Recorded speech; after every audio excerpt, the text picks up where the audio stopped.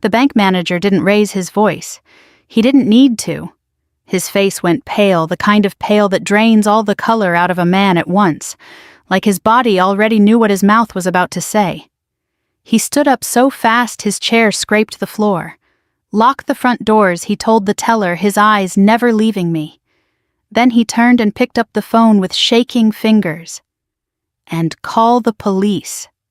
Now." He looked at the old savings passbook in my hands like it was a loaded weapon. The same passbook my father had thrown into a trash can 2 days earlier at my grandfather's funeral, saying, "It's old. Whatever this is, it should have stayed buried." But I'm getting ahead of myself. Let me start at the beginning. My name is Claire Donovan, and I'm 32 years old. I'm an active duty service member in the United States Air Force, currently stationed at a base 3 states away from the town where I grew up. I wear my hair tight, my boots polished, and my emotions controlled. The military teaches you how to compartmentalize, how to put grief in one box, anger in another, and keep moving forward because someone is always counting on you to do your job. When my grandfather died, I was granted 3 days of emergency leave. 3 days to come home, bury a man who had quietly been the most stable presence in my life, and then return to base like nothing had changed. I told myself I could do that. I've handled worse under pressure, but families have a way of finding the cracks you didn't know were there. The funeral was held in a small chapel outside of town, the kind with beige walls, folding chairs, and a cross that looked like it had been hanging there since the 70s. The air smelled faintly of lilies and burnt coffee. People shook my hand and thanked me for my service. Their voices hushed, respectful, like my uniform gave me some kind of moral authority in the room. I wished it did. My father, Richard Donovan, stood near the front, receiving condolences, like a man accepting congratulations after a long meeting. He looked composed. Too composed. Black suit, crisp tie, posture straight. If you didn't know him, you'd think he was grieving with quiet dignity. If you did know him, you'd recognize the tension in his jaw, the look he got when things weren't fully under his control. My grandfather, Thomas Donovan, had been 88 years old. He worked as a municipal accountant for most of his life. Numbers were his language. He trusted systems records and things that could be verified twice. He lived in the same modest house for 40 years, drove the same truck until it physically could not move anymore, and wore the same jacket every winter, even after the lining tore. Everyone assumed he didn't have much. My father encouraged that assumption. After the service, we gathered at my grandfather's house. People drifted from room to room, making small talk, drinking soda from paper cups. My father was already talking about logistics, what would need to be sold, what repairs were unnecessary, how quickly the property could be cleared. He spoke with authority, like the decisions had already been made. I slipped away to my grandfather's study. It was the smallest room in the house, but it had always been my favorite. The shelves were lined with old binders and accounting manuals. The desk still smelled faintly of pencil shavings and lemon oil. I stood there for a moment, letting the quiet settle, feeling the weight of everything I hadn't said to him while I still could. That's when I noticed the envelope. It was tucked into the bottom drawer of his desk, plain white, my name written on the front in his careful, deliberate handwriting. Inside was an old savings passbook. The cover was worn and cracked, the pages yellowed with age. It looked like something you'd find forgotten in the back of a drawer, not something that mattered anymore. There was also a small note folded once. "Before you go back to base, take this to the bank. Ask for the full history. And Claire, don't trust your father." My chest tightened. I didn't have time to process it before footsteps sounded behind me. My father filled the doorway, his eyes immediately locking onto what I was holding. The change in his expression was instant, sharp, too sharp. "What's that?" he asked. "Something Grandpa left for me," I said carefully. He crossed the room in 3 strides, grabbed the passbook from my hands, barely glanced at it, and then, without hesitation, threw it straight into the kitchen trash can. "It's old," he said flatly. "Whatever this is, it doesn't matter anymore. Some things should stay buried." The room went quiet. A few relatives glanced over, then quickly looked away. No one said a word. I stood there in my dress blues, my hands clenched at my sides, my heart pounding. In the military, you learn to read reactions. Overreaction is the clearest tell there is. If the passbook meant nothing, my father would have laughed it off. He would have dismissed it. He wouldn't have needed to destroy it. That night I barely slept. My mind kept replaying the moment, his speed, his anger, the exact words he used. Stay buried. People don't use language like that unless there's something they're afraid will be uncovered. At 5 the next morning, before anyone else was awake, I went back to my grandfather's house. I pulled the trash bag from the can and tied it off my hands steady despite everything racing through my head. I found the passbook near the bottom, wrapped in paper towels and coffee grounds. I wiped it clean with my sleeve and took photos of every page, every mark, every number. Old habits die hard. In my line of work, you document first and ask questions later. Before I left town, before I returned to base, I made one last stop. The bank.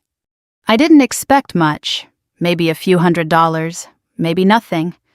Mostly I wanted answers. I walked into the small regional branch with the passbook, my ID, and my grandfather's death certificate. The teller smiled politely as she took the book from my hands and typed the account number into her computer. Her smile faded. She excused herself and disappeared into the back. Minutes passed, then more. Finally, a man in a dark suit approached and asked me to follow him to a private office. That was when the color drained from his face. That was when he told them to lock the doors. And that was when I realized my grandfather hadn't asked me to go to the bank for closure. He'd asked me to go for justice. I sat alone in that small office while the bank manager made his phone calls, the old passbook resting on the polished desk between us, like it could hear everything being said about it. The walls were decorated with framed certificates and a faded photo of the town's first bank building from decades ago. The air smelled faintly of dust and copier toner. Somewhere beyond the closed door, I could hear muffled voices and the low hum of printers. But before any of that, before the pale face, the locked doors, the police, I need to take you back again. Because what happened at the bank only made sense once I fully understood what had been happening inside my own family for years. Growing up, my father was the unquestioned authority in our house. His word wasn't just final, it was law. He believed respect flowed in one direction only, and disagreement was the same as disobedience.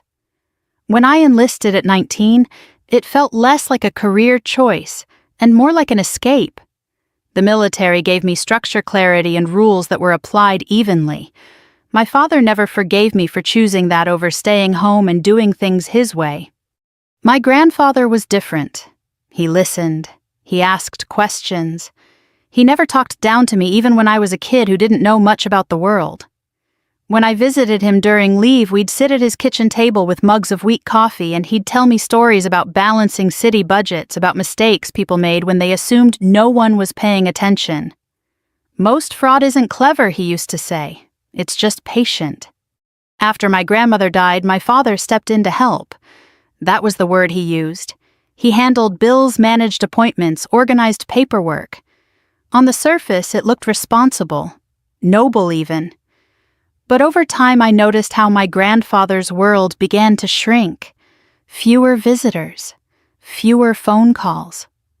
My father always had an explanation. Grandpa was tired, Grandpa was confused, Grandpa didn't feel up to company. The last time I saw my grandfather alive 2 weeks before he passed, he seemed thinner but sharper than ever. He pulled me aside after dinner, his hand surprisingly strong around my wrist. "Your father thinks I don't notice things anymore," he said quietly. "But I notice plenty." Then he told me he'd left something for me. "You're the only one who'll look all the way through it." At the time, I thought he meant a letter, maybe advice. I didn't imagine it would be a passbook my father would try to erase from existence. After retrieving the passbook from the trash, I drove back to my childhood home to pack. My father was already awake, sitting at the kitchen table with a cup of coffee and his phone. He looked up when I walked in, his eyes flicking briefly to my bag. "You heading back to base?" he asked. "Soon," I said. He nodded. "Good. Best not to linger. Too many emotions clouding people's judgment." There it was again, that careful framing. Emotions were always the problem, never actions, never evidence. My phone buzzed as I was loading my car. A text from my father. "You didn't take anything else from the house, did you?" I stared at the screen for a long moment before replying, "Just some old photos." The response came almost immediately. "Fine, don't dig through things that aren't yours." That sealed it. People who aren't hiding anything don't monitor what you might have taken. On the drive to the bank, I kept the radio off. I needed to think. The passbook sat on the passenger seat, buckled in like a fragile witness. I flipped through it at a stoplight. The account entries were sparse, but the numbering felt wrong. Too modern for something supposedly opened decades ago. It didn't match the story my father wanted everyone to believe, that my grandfather had been a confused old man clinging to relics. When I walked into the bank, I was prepared to be disappointed. I wasn't prepared for fear. The teller's hands shook as she typed. She kept glancing at the screen, then at the passbook, then back at me. When she excused herself, I noticed the security guard watching me more closely now. Not suspicious, curious, like something unusual had just happened. The manager introduced himself as Mark Hensley, late 50s, thinning gray hair, voice carefully neutral. He asked for my ID, my grandfather's death certificate, and proof of relationship. I handed everything over without a word. He nodded, then closed the office door behind us. This account, he said, slowly wasn't opened when the passbook cover suggests. My stomach tightened. When was it opened? About 12 years ago, he said, and it was deliberately disguised. He explained that my grandfather had used an old passbook cover to hide a modern savings instrument, one with compound interest untouched for years. The balance had grown quietly, steadily. When he slid the printed statement across the desk, my breath caught. The number was just over $2 million. I laughed once, sharp and disbelieving. My grandfather, who wore shoes until the soles peeled, had been sitting on a fortune no one knew about. But Hensley wasn't smiling. "There's more," he said. In 2017, someone attempted to access this account using power of attorney documents. The request was denied due to signature inconsistencies. Who, I asked, already knowing the answer. He looked me in the eye. "Your father." The room seemed to tilt. Every memory snapped into place, the isolation, the control, the insistence that Grandpa was losing his mind. My father hadn't been helping. He'd been testing boundaries, probing for weaknesses. Hensley cleared his throat. "Given the circumstances, this account is now considered evidence. I've contacted our security division. We're required to notify law enforcement." I nodded slowly. In uniform, I'd stood in situations where panic would have been understandable, but discipline kept me steady. This felt the same. Controlled, focused. I didn't need revenge. I needed the truth, documented. As Hensley picked up the phone again, I thought about my grandfather's note. Don't trust your father. He hadn't asked me to confront anyone. He hadn't asked me to accuse. He'd asked me to verify. And that was something I knew how to do. The police arrived quietly without sirens. 2 officers from the County Financial Crimes Unit. They spoke in low voices with the bank manager, then asked me to recount everything from the moment I found the passbook. I did carefully, chronologically, the way I'd been trained to brief a superior officer. Facts first, times, words used, actions taken. I showed them the photos I'd uploaded to cloud storage before ever walking into the bank. One of the officers nodded, impressed. Most people don't think to do that, she said. I told her the military has a way of teaching you what matters when stories start to change. They thanked me, took copies of my documents, and told me they'd be in touch. As I walked back to my car, the weight of it all finally settled in. My grandfather hadn't just been cautious. He'd been preparing, and he'd trusted me, specifically me, to finish what he couldn't. The first call came before I even left the parking lot. It was my father. His name lit up my screen, and for a moment I considered letting it go to voicemail. But avoiding him would raise suspicion, and by then I understood something important. This wasn't about confrontation. It was about letting the truth surface on its own. "Claire," he said, his voice measured. "Just wanted to check in. Make sure you got back safely." "I'm still in town," I replied. A pause. "Oh, I thought you'd be heading out already." "Had an errand," I said. Another pause, longer this time. "You didn't take that old book with you, did you?" There it was. The fishing line cast again, just to see what I'd bite. "I took photos," I said. "Thought Grandpa might have wanted me to keep a record." His breath hitched, just barely audible. "You're overthinking this," he said quickly. "Your grandfather wasn't himself toward the end. He got confused. He held on to things that didn't mean anything anymore." "I didn't think confusion looked like planning," I said calmly. His voice hardened. "You're not a lawyer. You're not an accountant. You're a soldier. Stay in your lane." I almost laughed. He'd spent my entire childhood telling me I was too curious, too observant, too unwilling to accept easy answers. Now suddenly curiosity was a liability. "I have to go," I said. "I'll call you later." I didn't. That night I stayed at a motel just off the highway, the kind with thin walls and humming ice machines. Sleep came in fragments. Every time I closed my eyes, I saw my father's hand dropping the passbook into the trash, heard the finality in his voice when he said it should have stayed buried. The next morning my phone buzzed with a number I didn't recognize. It was Detective Laura Mills, the officer from the bank. "We've started pulling records," she said. "Your grandfather wasn't wrong to be careful." She explained that over the last decade, there had been several complaints filed in similar cases, elder financial abuse masked as caregiving.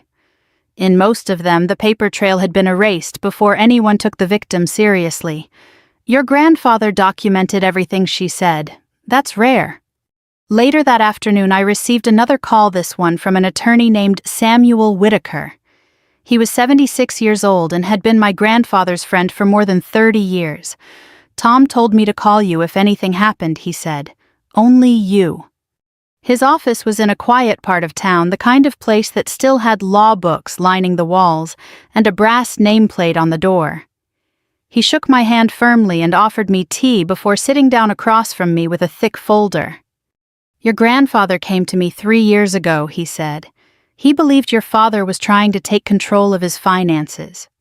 I swallowed hard. Hearing it out loud made it real in a way the numbers hadn't yet. "He knew no one would believe him," Whitaker continued. "Your father had convinced doctors and the rest of the family that Tom was declining mentally. But Tom was meticulous. He brought me records, notes, copies of forged documents. He asked me to hold them until someone he trusted could act." He slid the folder toward me. Inside were bank statements, handwriting comparisons, and a notarized declaration written in my grandfather's steady hand. "I am of sound mind," it began. "I am being isolated. I am being misrepresented. And I am leaving this record for my granddaughter Claire because she will ask the questions others avoid." I felt something crack open in my chest.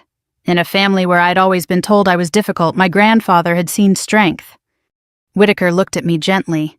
He didn't want a fight, he said. He wanted accountability. Over the next few days, the calls kept coming. My father, my aunt, my younger brother, all variations of the same message, let it go. "You're misinterpreting things. You're tearing the family apart." I documented everything, dates, times, exact phrases. I forwarded it all to Detective Mills. The warrants were issued a week later. I wasn't present when my father was arrested. I was already back on base, back in uniform, standing in formation like nothing had changed. But something had. For the first time in my life, I wasn't carrying the weight alone. The system my grandfather had trusted was finally moving. When Detective Mills called to tell me my father had been taken into custody on charges of fraud and elder abuse, I didn't feel relief. I felt clarity. My grandfather had spent years building a case not out of bitterness, but out of patience. He hadn't been waiting for someone to save him. He'd been waiting for someone to finish the work. And now, whether my family liked it or not, that work was going to be seen through. The investigation moved faster than I expected, but not faster than my grandfather had planned for. That became clear as Detective Mills began connecting dots that stretched back more than a decade. Each call from her added another piece to a picture I hadn't wanted to see but could no longer deny. My father hadn't just tried once. He'd tried repeatedly, quietly, methodically testing systems the way a burglar tests doors. He applied for power of attorney under the guise of managing medical decisions. He rerouted mail. He convinced a family doctor that my grandfather was confused, forgetful, a risk to himself. Once that label stuck, it did the rest of the work for him. People stop listening when they think you're losing your mind. When I asked Detective Mills how common that was, she didn't hesitate. It's one of the oldest tricks, she said. Undermine credibility, then drain assets. Back at the bank, the account that triggered everything had been flagged, not just for its balance, but for its structure. My grandfather had opened it under a specific savings instrument that required in-person verification for withdrawals. He'd used an old passbook cover as camouflage, knowing my father would dismiss it as outdated. That small detail, the junk my father was so quick to throw away, had saved more than $2 million. The bank's internal audit uncovered something else: transfers from other accounts that should have been part of my grandfather's estate, but were quietly emptied years earlier. Those funds had gone through a series of shell accounts before landing in places my father controlled. A remodeled kitchen, a boat he claimed was paid off, an investment account he'd bragged about at family dinners. Every lie suddenly had a receipt. I was called back to town to give a formal statement. Sitting in the interview room, I spoke calmly, answering questions I'd rehearsed in my head during long night shifts on base. I explained my relationship with my grandfather, my father's behavior, the moment the passbook was destroyed, the note, the bank visit, the calls afterward. "Did your father ever threaten you?" the assistant district attorney asked. "No," I said. "He didn't have to. Control doesn't always sound like shouting." They nodded. They'd heard that before. My father's lawyer tried a different strategy. He requested a meeting framed as an attempt to clear misunderstandings. I declined. The prosecution advised against it, and for once my instincts aligned perfectly with protocol. There was nothing to discuss. Conversations were where my father thrived, where he twisted language until facts felt optional. When the case reached the preliminary hearing, I attended in uniform, not as a statement, not as a challenge, just as myself. I sat in the back, hands folded, watching my father avoid my eyes. He looked smaller there, not powerless, just exposed. The defense argued that my grandfather had been confused, that my father had acted in good faith, that family disagreements had been misinterpreted as criminal behavior. The judge listened patiently, then asked for documentation. That's when the prosecution presented my grandfather's notarized statement. The courtroom went quiet as it was read aloud. His words were clear, precise, unmistakably his. He described the isolation, the missing funds, the false narratives about his mental state. He named my father directly. He stated his intent to preserve evidence and protect what remained of his estate. When the judge looked up, his expression had changed. If your client believed Mr. Donovan was incompetent, he asked the defense attorney why did he need to forge signatures. There it was, the question my father had no answer for. The trial itself took months. I returned to base deployed for training, lived 2 lives at once. Soldier by day, witness by night. Updates came through emails and scheduled calls. Each one confirmed what we already knew. My father was found guilty on multiple counts of fraud, elder financial abuse, and forgery. He received a sentence that reflected both the amount stolen and the length of time he'd spent committing the crimes. Restitution was ordered. Assets were seized. I didn't attend sentencing. I didn't need to. Closure doesn't always require presence. A week later, I met with Samuel Whitaker again. He looked tired but satisfied. "Your grandfather's will was very clear," he said, sliding a single envelope across the desk. He anticipated this outcome. Inside was a letter addressed to me. "Claire," it began. "If you're reading this, then the truth has finally been acknowledged. I'm sorry I had to put this burden on you, but I knew you would carry it with integrity." He wrote about patience, about systems, about how doing the right thing often meant waiting longer than was comfortable. He thanked me for asking questions, for not being afraid of conflict when evidence demanded it. At the bottom, he'd written one final line: "You didn't betray anyone. You honored me." I folded the letter carefully and placed it back in the envelope. The money, what remained and what would be recovered, felt secondary. Important, yes, but not the point.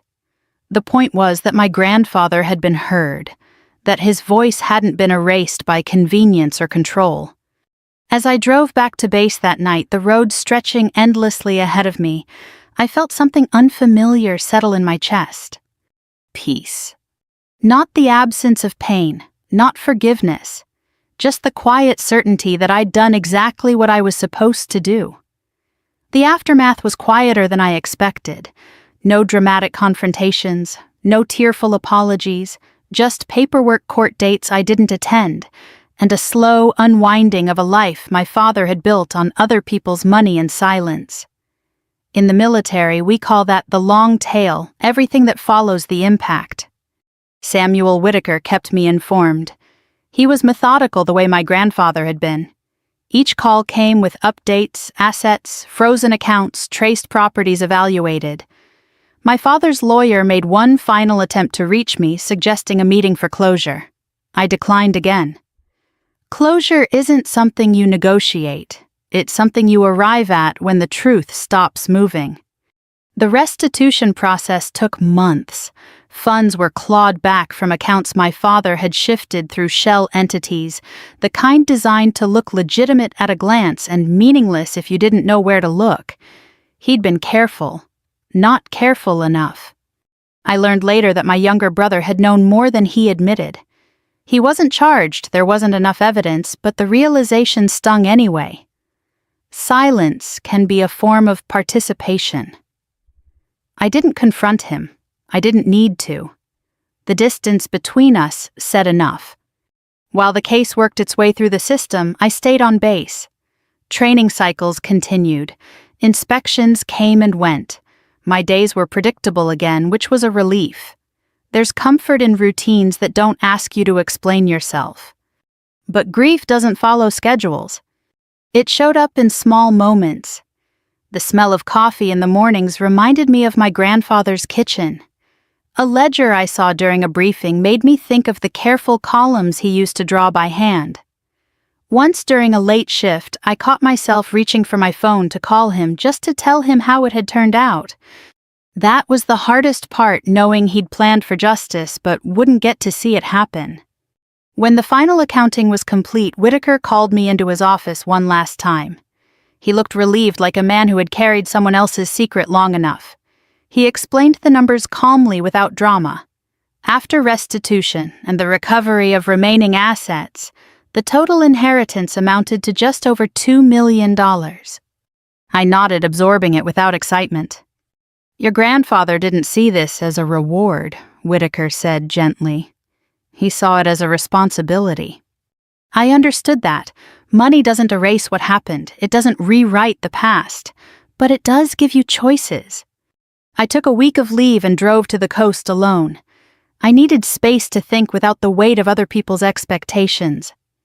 I walked along the shoreline at dawn, the air sharp with salt waves steady and indifferent. I thought about my grandfather's patience, about how he'd trusted systems, not emotions, about how he'd chosen me not because I was perfect, but because I was persistent. When I returned to base, I made decisions quietly. I paid off my student loans. I set aside funds for retirement. I donated to an organization that supports seniors facing financial exploitation, one my grandfather would have approved of. No plaques, no press, just structure and purpose. I also bought my grandfather's house. The decision surprised some people. They assumed I'd sell it, take the money, move on. But the house wasn't about nostalgia. It was about continuity. I renovated it, carefully preserving the study exactly as it had been. The desk, the shelves, even the faint smell of lemon oil.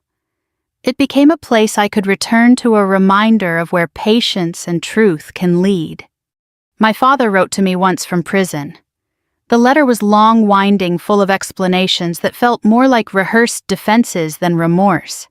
He spoke about family loyalty, about misunderstandings, about how I'd taken things too far. I read it once, then I placed it back in the envelope and filed it away. Not out of anger, out of clarity. Some narratives don't deserve a response.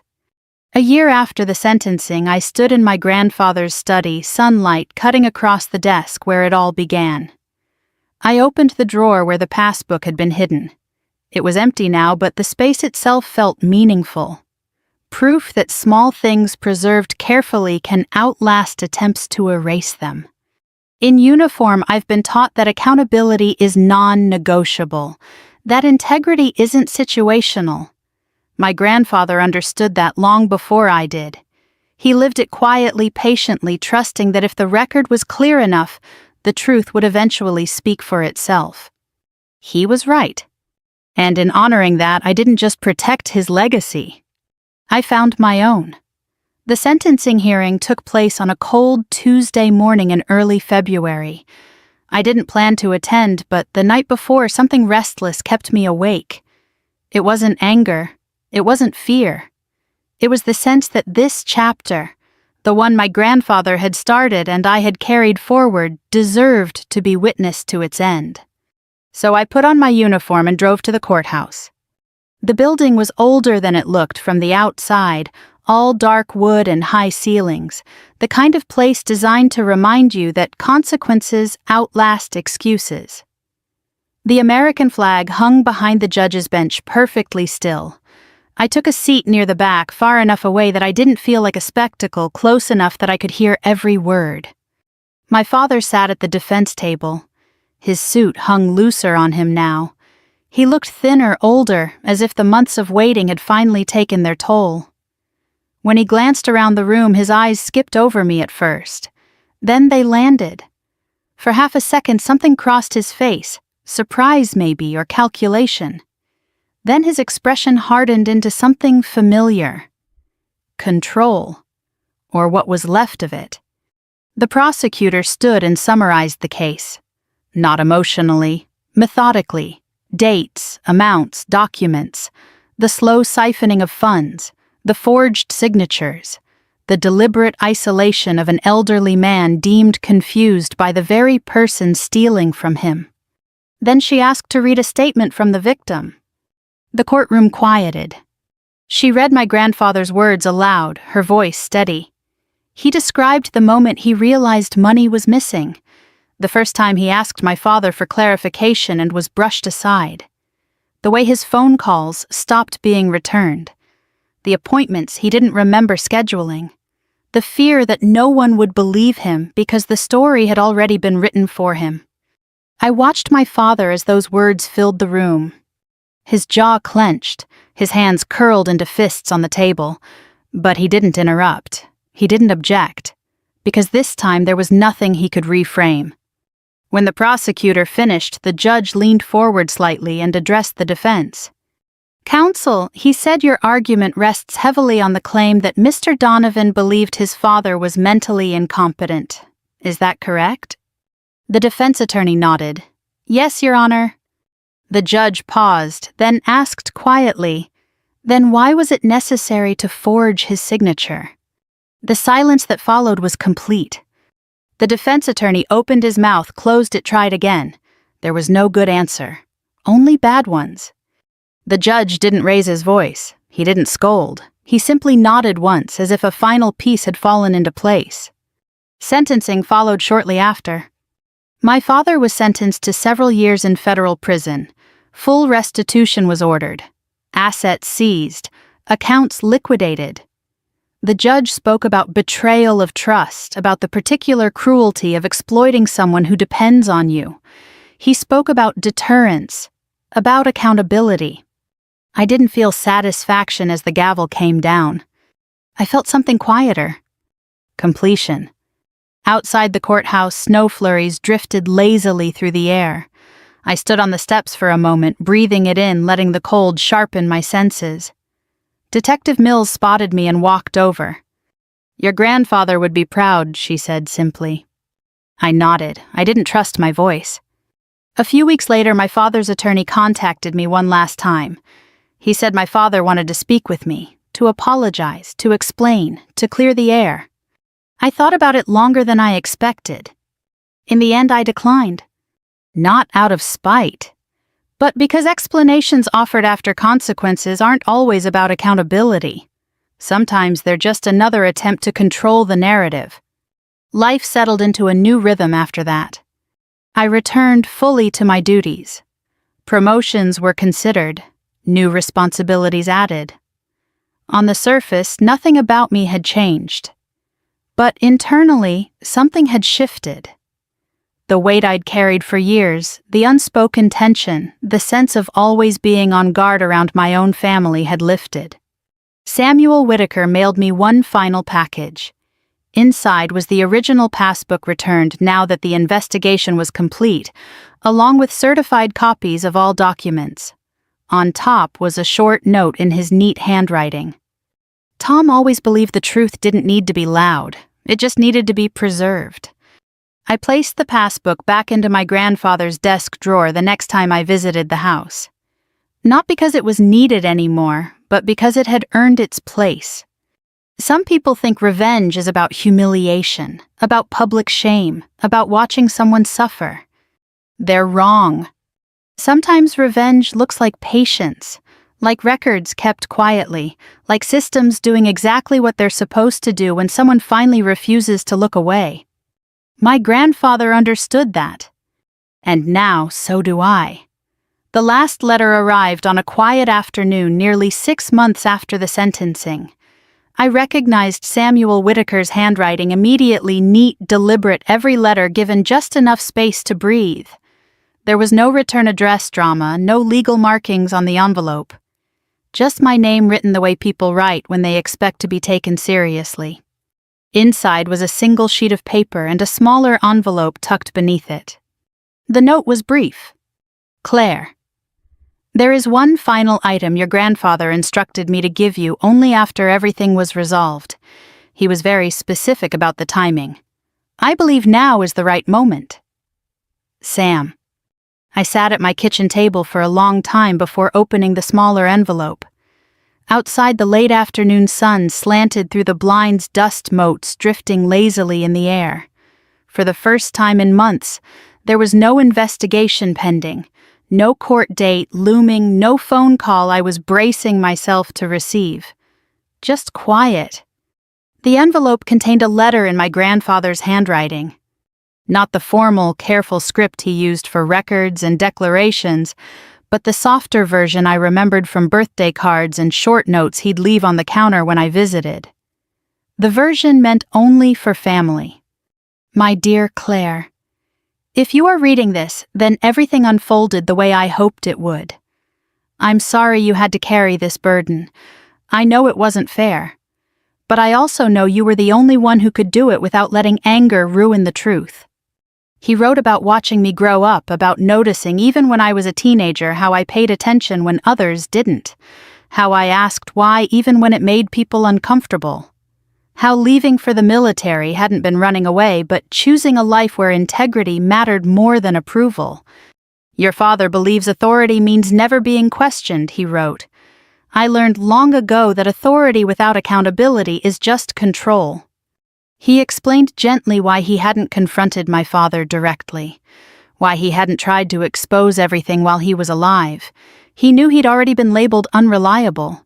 He knew the system wouldn't listen to him then. So he waited. He documented. He prepared. The truth is patient, he wrote. It can wait longer than any lie. By the time I finished reading, tears blurred the page. Not the sharp, painful kind. The kind that comes when something heavy finally settles into place. I folded the letter carefully and placed it back in the envelope. Then I sat there, hands resting on the table, feeling something I hadn't felt since before the funeral. Peace. Not happiness, not relief, peace. In the months that followed, life didn't transform overnight. There was no dramatic reinvention. I didn't quit my job or disappear into some fantasy version of healing. I stayed in the Air Force. I continued my service. Structure still mattered to me. Purpose still mattered. But the way I lived inside that structure changed. I used part of the inheritance to establish a small trust dedicated to helping seniors navigate financial decisions, free consultations, document reviews, education on recognizing manipulation, quiet help, practical help, the kind my grandfather would have appreciated. I restored his house fully, not to modernize it, but to preserve it. The study remained exactly the same. The desk, the shelves, the faint smell of lemon oil and old paper. On the wall above the desk, I framed his favorite sentence, handwritten and simple. The truth is patient. My father wrote again. Then again. His letters followed a pattern. Blame softened into regret. Regret reshaped into requests. He spoke about family, about forgiveness, about how much time he had to think now. I didn't respond. Some people mistake silence for cruelty, but silence can also be a boundary, and boundaries, I've learned, are a form of respect, especially self-respect. My younger brother called once. He didn't ask for money. He didn't ask for favors. He just said he was sorry. I believed him.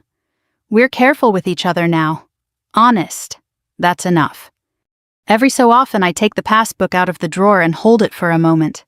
Not because I need it, not because it represents wealth, but because it reminds me of something far more valuable.